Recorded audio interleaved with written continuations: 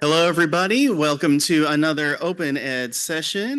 This one is Reconsidering Success, Equity Goals for Open Education. This includes Jamie Hazlitt, Millie Gonzalez, Amy Hofer, Vince Mussehl, and Jennifer Jordan. Please welcome the entire panel. Thank you. Thank you. All right, before we jump into our content, we wanted to Millie, there we go.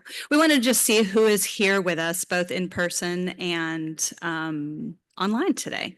So if we've got a QR code here with a Padlet that will take you to a place where you can answer any of the questions that we have posed here, however much you would like to. So what kind of an institution are you from? What is your role? And then what is your experience or interest with federal or other grants for OER?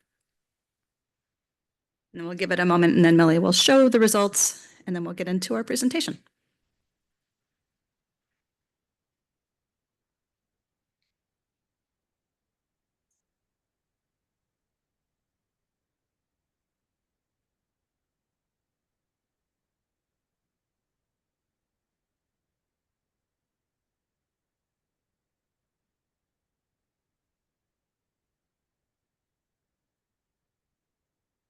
Oh, there it is.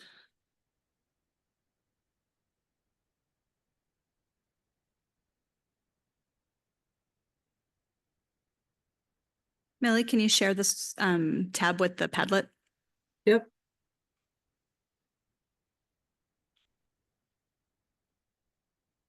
There we go. So we've got some private ed, quite a bit of higher ed, community college. All right. Community college. Cool. All right, we got a little bit of everything. Okay, I'm going to turn it over to Vince and he's going to share his story.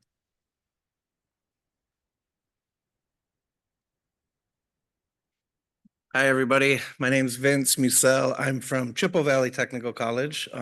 Anybody been to Wisconsin? Yeah. I'm about an hour east of Minneapolis and St. Paul, so not too far from Minnesota nice too. Millie, can you pull up my slides or the slides, please? Yeah, just a Thank second. you. Sure. So my role at Chippewa Valley is I'm the WISTEC Open Project Director. So I'll get into what WISTEC is in a moment. But first I wanted to share a little bit about our grant project, which is OpenRN. Anybody heard of OpenRN? Yeah, all right. Yeah. So in 2018, my institution with some of our sister organizations in Wisconsin applied for one of the first open ed textbook pilot grants, and we weren't awarded. We were in the second string, so we were awarded half of that original $5 million in the spring, so following on that spring. So we were excited, but also we were kind of scrambling because we didn't know that we had won initially like we had thought we did. So anyway, we went forward with the project with the $2.5 million. And kind of the original scope is what I'm showing up here on the screen is we wanted to just, release 5 open textbooks, for some of our most heavily enrolled nursing courses to kind of expand that to the field. So more people could be in nursing because we were having a shortage in our area, which probably you all do too. Which would have been about 6,100 students and about 1.5 million. That's only for our 16 technical colleges in Wisconsin. So there's 16 of us total. We're a 2-year technical college, so 16. By the end of that grant period, so last year, the scope kind of creeped up to 10 open textbooks and then over 31,000 students and that 4.6 million.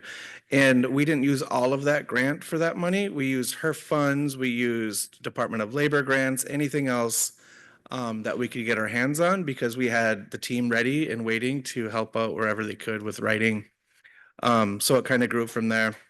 And today we have over 100 institutions using our material, all just about every state, and then even countries like Europe, Asia, and South America too.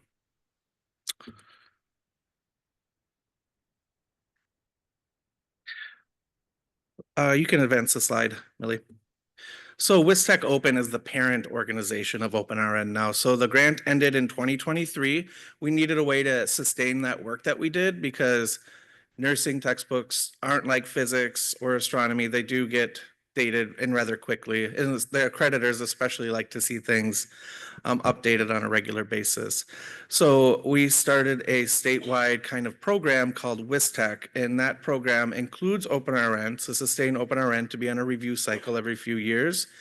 It also oversees new projects too that are happening with the technical college system. So now we have textbooks in business, communication, and other health sciences, manufacturing that are all being kind of created based on this OpenRN model, not funded by our original open textbook grant, but funded by state funds and additional grants as we're able to apply and be awarded. So I wanted to talk about some of the challenges that we face, some real world experiences as we kind of worked through this. So the first thing I want to talk about was incorporating equity into the content. So I actually asked our team members what they had to say about this and some of our faculty authors. And one of the things that they said right away was writing style. They talked about writing style and consistency. So thinking of things like when you see a textbook that is really well done, for example, you'll see boxes are all the same, maybe blue, shaded differently. Captions are all in place for photos. The figures are done nicely. Just having things really organized, and then having that consistent look, not just between one textbook, but between all of the textbooks. So if they're bouncing back and forth, they know that this is how it's going to work, and they're comfortable with it. Another thing that our authors talked about was jargon, and this was kind of tricky at first because faculty love to talk about industry-specific things, but it's also very hard for students to grasp onto that right away into their programs. So they were humbled to learn that like our proofreaders and student reviewers would go through and say, hey, let's try to make this a little bit more welcoming to our learners. And then we offer a variety of different learning content. So we know that our learners learn in different ways. We have our textbooks available online, of course, so they can access that digitally, but also we have learning activities, interactive learning activities. We develop videos, photographs, images, virtual reality scenarios, just a bunch of different ways for students to engage with the content. And then, of course, we know this from OER, but the learner format preference, we want to make sure that it is available for our students that need it in print as well as digital. We get so wrapped up into the digital and forget that some of our students really would benefit from that print text. So some of the challenges that we encountered, so faculty authorship, like I said, we have a great team of faculty authors, but we found that many of them were working in silos throughout the state, which I know I've heard over and over today with learning communities and everything. It's just, it was really complicated to kind of get everyone on board and together. But once we were able to do that, it was probably what helped our project move along so fast and so successfully. So that was an initial challenge. The chapter and peer review process, it is so hard for people, including me and probably many of you, to take critical feedback from your peers. So when they would do the chapter review or the peer review, faculty would, of course, get protective and a little, nerve-wracked.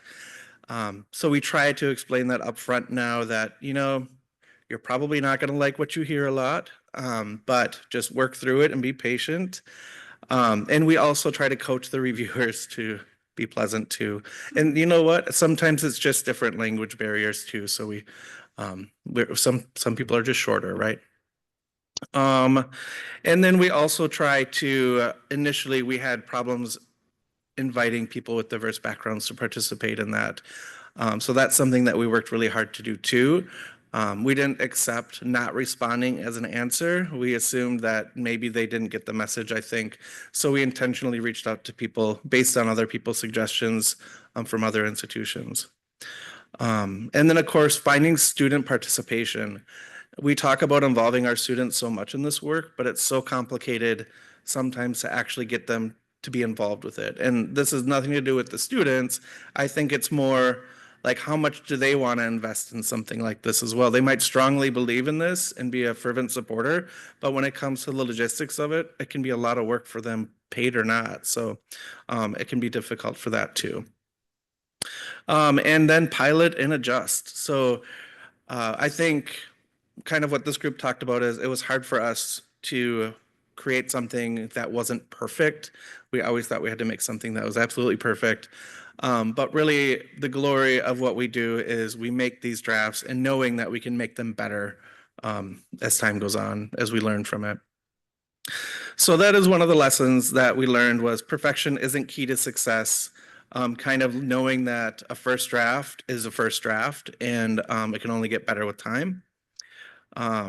Another one was seek and be receptive to feedback. So as I mentioned before, taking that feedback not to heart, but taking it more of a learning experience, I think is really important. And then this is like a mantra for our developers or for our authors. It's develop it like the way you would teach it. Sometimes we get wrapped up in our graduate work or PhD work and think this has to be like a paper. When really, like I said, the first thing I said, writing style, consistency, jargon, we want to make sure that we're writing for our audience like you would teach it in the classroom. All right, Millie, thank you. And next up is Amy. Thanks, Vince. That was really resonating. It's like you're reading my diary or something. Millie, Jamie asked if we could pop back to the very first slide because we wanted to read out the tiny URL in case anyone wants to see the slide deck. So if you don't mind going back to number 1. So the tiny URL is tinyurl.com/equity-OER. And we also have a handout with all the links that we're sharing, so you don't have to worry about capturing links as we go. And that's tinyurl.com/equity-OER-handout. Thanks so much, Millie. Okay, so I'm Amy Hofer, statewide Open Education Program Director with Open Oregon Educational Resources, and I'm really excited because at 4:55, I'm not going to talk anymore, and I just get to listen for the rest of the conference. We got our federal grant to do a project that we're calling Targeted Pathways. Our goal is to develop high-quality, accessible open educational resources, including textbooks and course materials with an equity, diversity, and inclusion lens. At the end of it, we're going to have 12 openly licensed curricula in sociology, human development, family studies, and criminal justice. And the infographic on the page here was designed by Phoebe Dario, a former project manager with our program. And I want to describe it briefly and then kind of unpack what's in here. So the student's experience with OER is at the very center of this infographic. And then we've got 4 petals surrounding it. And these are the characteristics of how we define quality: relevant, aligned, accessible, and designed with an equity lens. So getting a little bit into what we mean by each of those characteristics. So relevant means that our students show up in our texts. They are represented in the text. There are Oregon-specific contexts and examples. There are inclusive assignments. Alignment is meaning both with state course outcomes and also with our workforce standards. Accessible meaning usable by people with disabilities to the greatest extent possible. And then design with an equity lens includes transparent and aligned learning pathways, clear expectations, clear connections between the course content and the student experience. So this is how we are defining quality. And Millie, let's go on to the next slide, please. So the sort of goal of getting together this panel and being in this company is to talk about the relationship between working in the open and working with an equity lens. So I wanted to also like pull these terms apart just a little bit. They're both very process-oriented terms, and they both include metaphors. So open education, education's not a metaphor, but open is. So how I define it, open educational resources are any course materials with an open license. Open practices invite students to be creators of openly licensed content for a real-world audience. And the term open education, as the keynote speakers mentioned this morning has been used for decades, including in movements led by Black, Indigenous, and other activists of color. So it's really important to think about what else open can mean beyond licensing. We've got a citation to Marco Cifrely Valencia's work. The speakers this morning mentioned Jasmine Roberts Cruz's work, and Maha Bali has also done wonderful writing about the meaning of open. And then the term equity lens, equity, not a metaphor, lens, yes, a metaphor. So this term is used like through and through in Oregon. Our Higher Education Coordinating Commission has a document called Equity Lens. So it is very aligned for our program to use that word. And it has also come in for some critique. So what I mean when I say it is that an equity lens considers the impact of instructional design on historically underserved students. And I have a quote here from Heather Blicker and Valencia Scott, two equity consultants that worked with us on this project. They say leading with an equity lens in curriculum design means shining a light on underrepresented perspectives, centering them, and diving deeper into the histories of systemic oppression that lead to social injustices and disparities we live with today. And the critique of this term is that a lens can be taken on or off, right? So what does it mean to keep the lens on? And in particular, moving from a process-oriented phase of our project to a more product-oriented phase, because we're in our no-cost extension year. We are like narrowing down with capacity, time, resources. We got to be done sometime, right? So how do we finish without letting go of our values? And so the new term that is helping us get done, we have borrowed from Silicon Valley. It's the minimum viable product. And it's helping us change gears, right? But what is the bar? What's that minimum bar? And it's not just like good enough to report back. It's been wonderful to work with the Department of Ed, and I don't think that they're going to like take us to task for anything that we report, but we want to succeed on our own terms, right? So to give an example of what I mean, at this very late stage in our process, we came across a figure that if you look at it in black and white, in grayscale, it's not very high contrast. This is an equity issue because it's an accessibility issue, right? So an example of why you would be looking at it this way is if you don't perceive color, or if you have chosen to print in black and white, which is a lower cost option. So do we need to redesign this figure? And we decided that the answer is no, we don't. And we did this after some lengthy discussion, and I want to give a lot of credit to Veronica Vold, our open education instructional designer, who has done really deep work with our authors. So this figure already has good alt text. It has a caption that explains what it's doing in the chapter. It's integrated into the paragraph preceding where it shows up. It's aligned with the learning objectives of the chapter, and all this work has been done over multiple revisions of the chapter. So we have a lot of pieces in place so that readers aren't going to fall through the cracks. They can understand the work that the figure is doing in the chapter and how it's supporting the chapter learning outcomes through multiple means of engagement.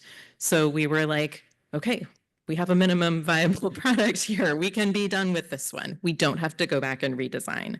And Vince, what you were saying about perfection is really, really resonating with me, because we're not going to launch books that are perfect, but I think that we can be genuinely excited to share them. And we can feel like our minimum viable product is going to be student-centered. And we actually think it's going to be way more student-centered than a lot of the other textbooks our students have probably encountered. And that's what's so exciting to be able to share. So we are letting go of some things, even ones that feel hard to let go of because they relate to equity, in order to finish the project and actually get the books out into the world. So with that, I'll hand it over to Jamie. You're going to see some themes here. So I'm here to represent OER for Social Justice, which is a collaboration between librarians, faculty, instructional designers at 4 private Jesuit and Lasallian Catholic universities in California. We all share a commitment to a student-centered, rigorous liberal arts education that is grounded in principles of social justice. So I'm Jamie Hazlitt. I'm the Associate Dean of the Library at Loyola Marymount University, and I'm a co-PI on this grant representing our totally amazing team. Collectively, our four orgs came to OER later in the game than a lot of our public institution colleagues who have been in this space for a long time and who are at this conference, many of you whose work we've really kind of built upon the shoulders of giants. So if I'm being completely honest, we found ourselves a little surprised, and don't get me wrong, like completely delighted, but surprised that we were awarded the Department of Education Open Textbook Pilot Grant, because our high enrollment courses just simply do not have the exponential potential at our institutions to impact thousands and thousands and thousands of students in a single course in a single semester. But that said, we're here, and the total cost of attendance at each of our institutions currently ranges between $75,000 and $85,000 a year, and that's going to keep going up. So the missions of our respective universities provide a place, and I would say even a mandate for us to center this work, and our students need it and deserve it. So through this project, we seek to reduce the cost of education for our culturally, racially, and socioeconomically diverse students enrolled in high enrollment courses at our four institutions. We want to increase the faculty capacity at our places of work to create and promote OER in their disciplines, and our grant disciplines include rhetorical arts, biology and human physiology, business ethics, chemistry, psychology, counseling, film production, and economics. We also want to affect cultural change around OER at our institutions, and most critically, and why we're here today with this group, is to add new content to the growing body of OER that elevates underrepresented voices and pedagogical practices and can meaningfully and authentically further DEIA and justice and inclusion in higher education curricula. So next slide, please, Millie. So we're just past the halfway point for our grant. So we still have a fair number of lessons to learn, and I'm listening to what my peers who are a few steps ahead of us on the panel have to share really keenly. The first 12 months of the grant, we were really spent building the plane while flying it, and I have never felt that metaphor nearly as intensely as I did in the first year of this grant in my 20 years as a librarian. So I'm sure I have a few project team members who are watching on Zoom today, and they're probably nodding vigorously. It was a lot. So over the course of like a 6-month sprint, we designed the call for proposals and the application review process. We promoted the opportunity to apply for these grant funds to faculty across 4 campuses. So when we applied, we had no idea who was going to be doing this work with us yet. We recruited a full-time OER librarian and a full-time instructional designer to join our team, and we built up the resources and the processes that set us, our faculty teams and ourselves, up for success. But we did it. We recruited 12 faculty teams with 3 to 4 members each across our 4 institutions, who all joined the project with a shared commitment to the goals of the grant. All 12 of our teams successfully met our goals and our milestones for the first year, but year 2 has become a little bit more of a challenge as the faculty work moves from planning to authorship. So this has gotten more intense, and none of our faculty at any of our institutions, and that may be similar for yours as well, they don't have course remissions as a part of their grant award. So we now have 11 teams instead of 12, knock wood, maintain these 11, who are still committed to the project. So we have been supporting our faculty through the challenges, through all of the best practices that our faculty use in their engaging with their own students in their classrooms. So establishing clear expectations around deliverables, offering up office hours, designing resources and educational opportunities that use a variety of modalities, and integrating as much flexibility and support as we can to meet each team where they're at in the process. So this leads me to the final challenge that we're in the earlier stages of grappling with than Amy and Vince are. Like, you know, we have high standards that we established for what our faculty need to do to create OER that fulfills the goals of the grant, but what is good enough? For our project, our faculty understand that they need to replace the commercial textbook with the OER they're developing, and we will be assessing the cost savings and the student perception of various facets of the work after they adopt it, including DEIA. But in terms of how what they are creating moves the needle in advancing the diversity and justice principles in their course materials and how much that needle needs to be moved to fulfill the expectations of the grant, that continues to be the biggest challenge that both our project team and our faculty teams are facing. So I want to highlight in my last couple minutes here, 2 resources that our team designed to help our faculty teams move through these issues. They're both linked in the workshop handout as well as the slides here, and I hope that you'll bookmark them to explore them a little more later. So my colleagues, Karna Younger and Teresa Huff, have been creating an OER faculty handbook in real time alongside our faculty.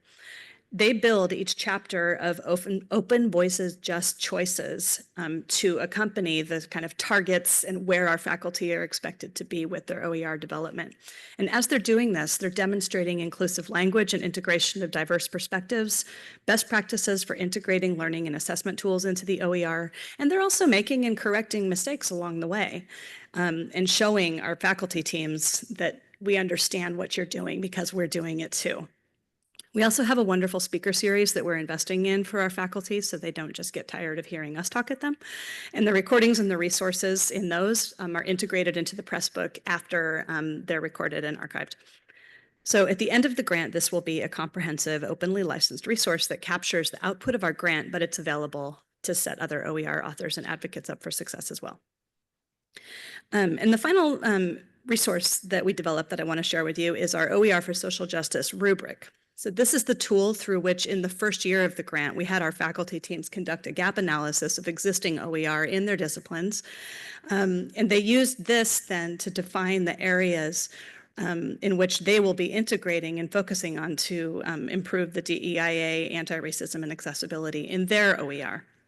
So we designed this resource through adapting some excellent tools that are out there, centering Dr. Sarah Lambert's 2018 principles of recognitive and representational social justice in open education. Dr. Lambert's work and David Wiley's 5 R's defined the redistributive category in our rubric, and then our conception of critical open pedagogy is influenced by Dr. Rajiv Jangani's 5 R's for open pedagogy. So we'll be using this rubric for both internal and external review with the final output that our faculty will be doing. And like the same themes that Vince and Amy both brought up is there will be a good enough, and they're identifying this year the areas that they're going to hope to improve upon with the understanding that they may not be hitting every single facet of this rubric out of the park on the first pass, but it'll be there for other people to build upon. So I will hand the virtual mic over to Millie, who's next. Hi, everyone. My name is Millie Gonzalez, and I'm the Library Dean at Framingham State University. And I'm here to talk about remixing open textbooks with an equity lens, otherwise known as ROTEL. So ROTEL's goal is to remix and develop accessible, intentionally inclusive, and accessible OER that reflects students' lived and local and lived experiences to improve student learning outcomes. And this is what we believe that is central to our project, that not only will students be engaged in the work, they will actually have improved learning outcomes. And so it is a federally funded DOE grant, and I've had the pleasure of working with 5 colleges and universities, which are listed here. Shout out to Salem State, Fitchburg State, Northern Essex Community College, Holyoke Community College, Springfield Tech. And as you can see, we have our institutions are a mixture of emerging HSIs and HSIs, and then also minority serving institutions. So the stipends that we provided are actually extensive. So we provide stipends to faculty for adaptations and creations, but then we also provide stipends to faculty who would like to adopt our ROTEL textbooks. And then we also provided the opportunity to fund stipends to faculty authors if they'd like to revise their open textbooks, and or if they'd like to create ancillary materials. We also provide a publishing support And then we also provide training and mentorship in the process of actually writing a textbook. We're projected to produce just shy of 30 textbooks, and it's an incredible project. Below is the URL. So what does it mean for us to center equity, inclusion, and accessibility? It was something that is not an afterthought, but it is an intentional activity, and that's part of our grant. So we chose to have partners that have DEI and accessibility expertise. So even though we had amongst the institutions had our own expertise, we wanted to partner with outside and bring experts in OER and then also in accessibility and DEI. The faculty authors, the publishing support team, the OTCC, which are the institutions that are participating in the grant, we all receive foundational training in equity, inclusion, and accessibility. So we provided webinars, we had faculty set up consultations with the DEI consultant who really provided consultations before, during, and after the OER was published. And then faculty also participated in Rebus mentoring through their textbook success program, which again had equity and inclusion embedded in the product. So we were very intentional about representation, pronouns, images, accessibility. This is something that it is expressly communicated to our faculty, but not only just expressing it to them, we showed them how to do it. Another part is we also encouraged open pedagogy, and because of our diverse student population at our institutions, the experience became even more rich in terms of seeing that reflected in our published texts. Something that we snuck in, which is we wanted to provide a textbook in another language. And so one of our Rotel textbooks is translated. And so it is being used in a bilingual classroom. And then finally, we created a student perception survey to assess the impact of inclusive OER, meaning, what does it mean to have an inclusive and equity-minded and accessible textbook? And how did students respond? And our preliminary reports are really very, very encouraging that the students were engaged, more engaged than a like-minded course that other students have taken.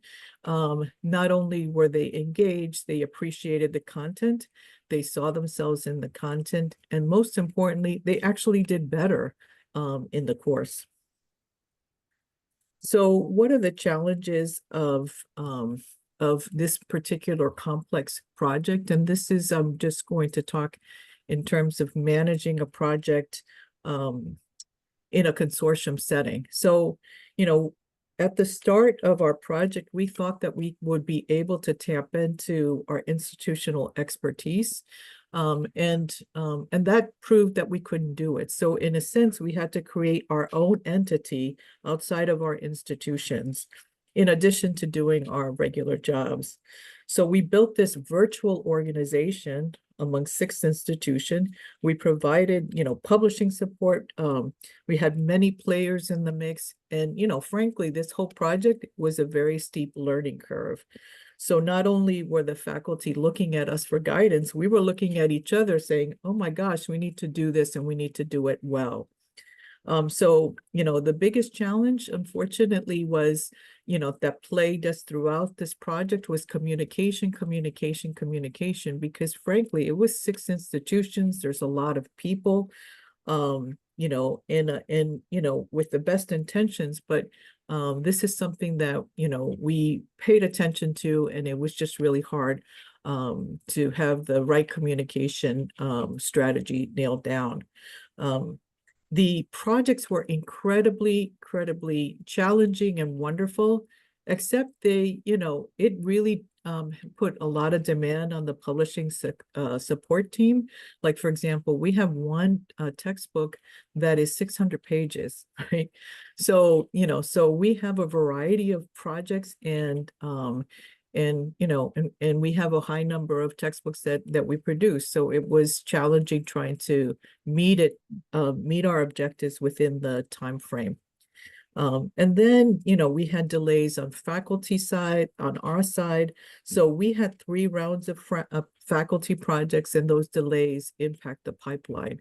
So we wanted to be finished, for example, earlier, and release our some of the textbooks earlier, and they had to be pushed to this round or this spring semester.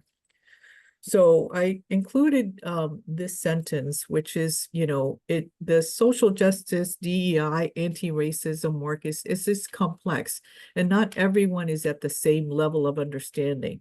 So, so it is a challenging process to do this work anyway. And then how do faculty figure out how to do it through their discipline's lens? So this is just an overall statement that, it is hard, challenging work. So what are the lessons learned? If I were to do this again, which, we are going to be doing it, is I would just simplify the grant or the expectations of our output, because we, put a lot of different things in this grant, and maybe we don't need 3 cohorts. Maybe we don't need to add revisions. Maybe we don't need to do this or that. So I would just in general simplify, because especially when you're working in a consortium, everything is just much more complicated. Again, just clarifying expectations, and then over communicate again and again. And then, speaking to the delays, we just needed to be a lot stricter with our timelines. So that's just our lessons learned. And would I do it again? Would we do it again? Absolutely. I'm going to turn it over now to Jennifer.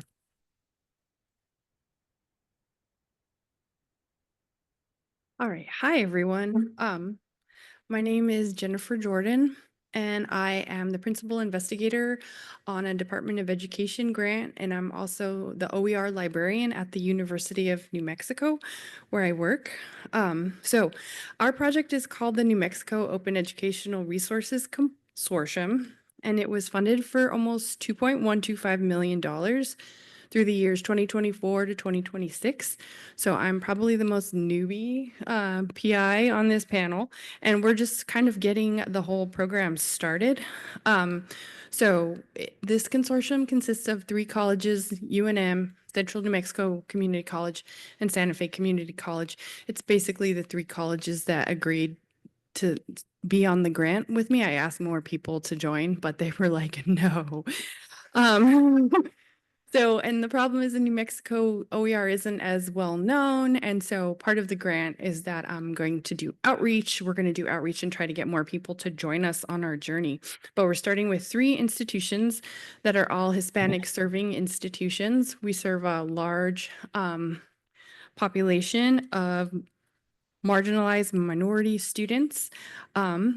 So this consortium, the purpose of it is to create a state network of project partners, and we're also developing a centralized hub for OER through the University of New Mexico Press, and we're giving faculty support and also professional development to help them do their OER creations and adaptations.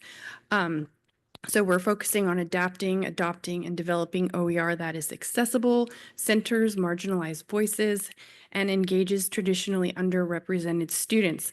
So it's a tall order. Our consortial institutions develop their own faculty calls for proposals, and then they prioritize equity and cost savings.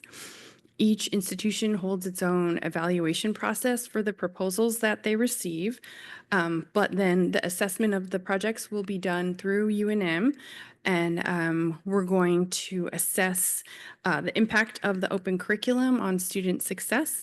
We're going to analyze how students were engaged and give faculty resources from the assessment to help them consider any curricular modifications. So, next slide. So that was just an overview of how we're moving forward, but I included a story. So what we're doing is intertwined among different departments and institutions. And so I just wanted to tell you a little story. I'm a storyteller about one of our collaborations with the English department at UNM. They were the first department to create an OER through our program. This was before the grant. But so what happened is UNM shifted to a new LMS, Canvas, and in the process, some of the integrations with the publishers went a little bit haywire. And so for the English department, which serves like 3,500 students like every fall, a fourth to a third of them didn't have access to the book that they paid for, which was a huge problem. And then I got invited to the English pedagogy class, and I started talking about OER, and I found OER for their different units and things like that. And it turned out they really needed what I was bringing them. And then after the class, the associate director pulled me aside and was like, we're thinking about shifting to OER. And so that sparked this whole like 2-year journey. And if you know anything about English departments at large campuses, the majority of the students or the faculty are like adjuncts, graduates, students, people who are newer to teaching. So having to find the material was like a really big obstacle for them. So my plan was, okay, so the first edition of their book, they had to do it really fast. Not ideal conditions for creating OER. So this was 2023. They had to get together this book within like 9 months. 8 instructors were doing it all together, and they did an amazing job. But the problem with having 8 people working on a book really fast all together is you might end up with a lot of content. So much content that it's actually not low cost to print it up. So what we ended up having to do the next year was cut it down. So originally it was 900 pages, which is like $90. And so we cut it down. They cut it down to 300, split off part of the book, made another book. But we did it with the help of the Center for Teaching and Learning. They worked with us to help develop like guidelines for how the instructors can create their books. We use the Pressbooks platform. So what ended up happening throughout that revision process was that it was just like this hands-on group revision and collaboration. And it resulted in a book that responded to our student population, had good design principles, style citations, attributions, alt text tagging.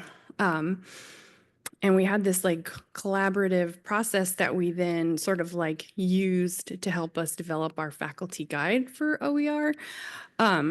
So the process of making the book was completely imperfect, pieced together with the resources that we had like before the grant, but it ended up with students saving like more than a couple $100,000 in the first year and a half of its piloting, which was huge. And then now as part of the grant, so that book is up on our platform, and we're going to assess that book and then all the other materials that we're creating that are OER using the scope framework proposed by Clinton et al. And so we're going to analyze the student success through metrics that include pass-fail rates, attrition rates. We're going to disaggregate the data and look at the success rates of students who have access to state-funded scholarships and Pell Grants. And then another exciting thing is there's not exciting, but exciting for us because there's not too much research into how open educational resources impact students at institutions like the ones in our consortium. So it's really exciting to be able to be working with all of these different faculty members that are creating materials. And so we did learn a lot through this process. Set your goals high, but be open to change. And then find the OER advocates through outreach, because you never know what room you're going to walk into and find the right person or whole department that's ready to shift. Support your faculty, listen to them, document all your steps so you don't do the mistakes again, but then also be flexible and not too hard on yourselves, right? So as we develop our processes, we had to be flexible enough to change them. And this was also something that was mentioned earlier, was don't wait for the perfect time, because there is no perfect time. And if we had waited to be completely ready, we wouldn't have gotten the grant. Because I just barely started working at UNM in 2022. 2024, we ended up getting awarded that. But the reason why we do it is just at the heart of what we're doing is our students. And so we keep the focus on the students and helping them. So I'm going to sit down now. Thank you.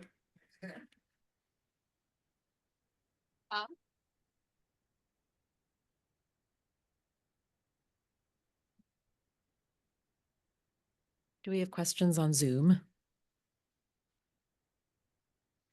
Okay, and I'm going to pass the microphone around for both accessibility purposes and for Zoom purposes. Please be sure to ask questions to the mic. Hello, microphone. So my name is Mark Pepsel. I'm at Southern Illinois University, Edwardsville. I'm an OER author. I'm an associate professor of mass communication, and I've worked on, I think I'm on my fourth OER textbook project. A couple of them are solo authored. And so I keep looking for solutions to publishing that I can take to my university and say, let's go with these guys. And often I see, we developed our publishing solution, and then in parentheses, it should say, it was OER Commons or it was Pressbooks. And it's not to slight you, you have to go with what's available, but is that just what's available to us? Is going with Pressbooks or going with OER Commons or OpenStax or, well, not OpenStax, or what, LibreText or something like that? Is that it? We went through Pressbooks because it's what the faculty liked. And also it's because it's what information technology would let us do, because they have so many different like precautions they need to take. And Pressbooks had their HECVAT filled out. So that's why we did Pressbooks, because it checked all the boxes. Mhm. Yeah. He says he prefers it for the record, but that it's expensive. Yes. I guess I'll just mention, we also use Pressbooks. It was because it was a tool that was available to us at the time. But we've come to really appreciate it too, especially now. Many of our activities can be like linked to Canvas gradebooks and so forth through LTI. So I think that really helps make the change too for certain subjects that might use inclusive access, where they get all that done automatically. So Pressbooks has that functionality now, and that's something that I think is pretty important going down the pipeline. Be much easier to use Pressbooks for us at this time where we are than to develop some homegrown platform at this point. But which one's the best for accessibility? He says, which is the best for accessibility? And Millie, feel free to chime in too. We've been very happy with Pressbooks as well. You know, I echo that it is expensive, but it is an investment in terms of the look and feel that students can appreciate, you know, and they have, you know, they really do have a strong commitment to accessibility. So.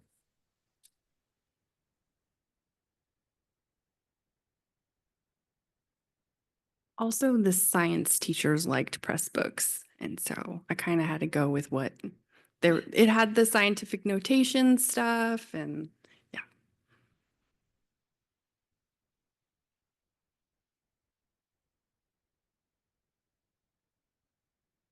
Thank you all so much for sharing your experiences. So what I'm wondering is, how do you begin to cultivate a culture of faculty buy-in before, because you have to sort of get people on board before you can launch these initiatives. And so you've done really inspiring work with an imperfect set of resources, right? But if I wanted to build up the kinds of personalities, personnel, I guess, who would create an OER cell, I guess, at any given institution, how would you suggest going about that?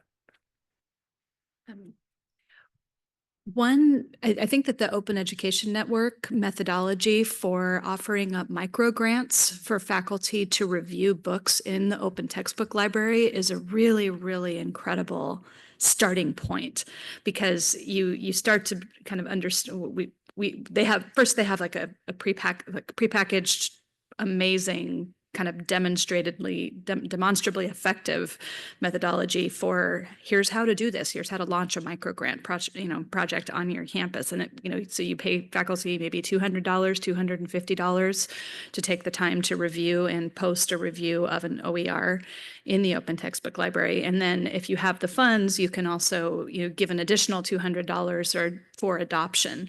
And I think that I can't remember what the percentage is in their sort of tracking of these grants, but there is a relatively high percentage of folks who review are then likely to adopt. And so that's kind of the like entry point.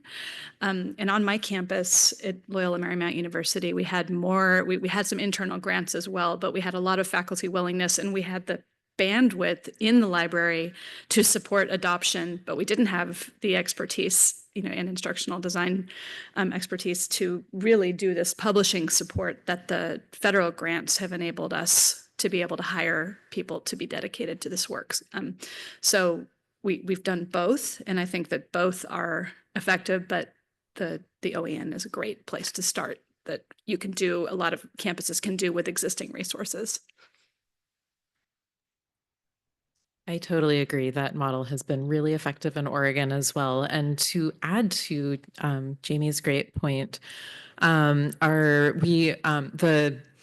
open ed librarian at Portland Community College noticed that there are people who are really passionate about what they do for open education, and then for like accessibility, and then for equity, and they might not always find each other. So she designed an equity and open education professional development training for Portland Community College that tried to bring these people together and find their shared interests and sort of find ways that they can do open education together that works for like the thing that's already like their hook for what interests them in teaching and pedagogy. And we scaled that up to a statewide level. So I would also say like, there's a lot of people doing like innovative and cool stuff who might not know about open ed or might not think that they're doing open ed, right? So is there a way to kind of like hook into those people, maybe through your Center for Teaching and Learning or instructional designers, right? So finding the people that are already like maybe just edge cases. And I would also add, our experience in, we found some mavens, right? Some OER early adopters who had influence in the university. And so, so that was just one way that we sort of pushed or promoted the activity. The other thing is that we prioritized, incentivized diverse authors, and that proved even more difficult. It's because what we found is, even though we have diverse authors that wrote our textbooks, some were actually devoting their time to, publishing and, it's sort of like the traditional publishing means, because, OER is just not recognized in promotion and tenure, right? So, and then the other issue that we came across is that, faculty were just unsure that they had the expertise in, because we are centering equity and inclusion, they might have been interested in creating an OER textbook, but they were not, they didn't have the foundation or expertise, or they were just unsure on how to do something centering equity and inclusion. And so we were promising that, we have wraparound services and a lot of training. So that in itself sort of pushed and piqued faculty interest. Do our Zoom friends have questions? Oh, sorry. So my institution got a grant a few years ago. It wasn't for nearly as much as what you all have gotten, but we were able to get press books through that grant. But now that that grant is gone, we don't have the funding anymore, and our institution, for better or worse or whatever, they don't understand the value of having our own tool and like being able to support the faculty with that. So I guess my question would be like, what's the long-term sustainability of your projects? Like, because eventually your grant money won't be around, and hopefully your institutions will see the value in your work. I could share a little bit about our sustainability plan. And I thought, Amy, you might have mentioned this too. We went to our student government. So our technical colleges in Wisconsin, there's 16 of them. They're not under the same system, which means we're all independent. But the students all gather, like the Student Government Association gathers every year to make their legislative like agenda. And this has been on their agenda for the past 5 years. And last year it was successfully funded. So I think that is one mechanism that we've done is student government. We've also toyed around with the idea of foundation, but that's our sustainability plan right now.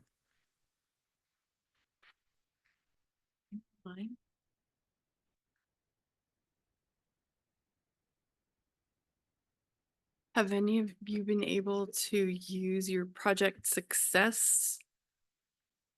Okay. Okay. Oh, okay, sorry. That was the same. Same question. It was, it's in the chat, sorry. Thank you all. Thanks for coming. Thanks, Elizabeth. Thanks, Jeff. Thank you very much, and we can stop the recording now. Thanks, Millie. Thanks, Millie. Bye, Oh, she can't see Oh, it. she Perfect. can't there. Hi. We're waving at the screen.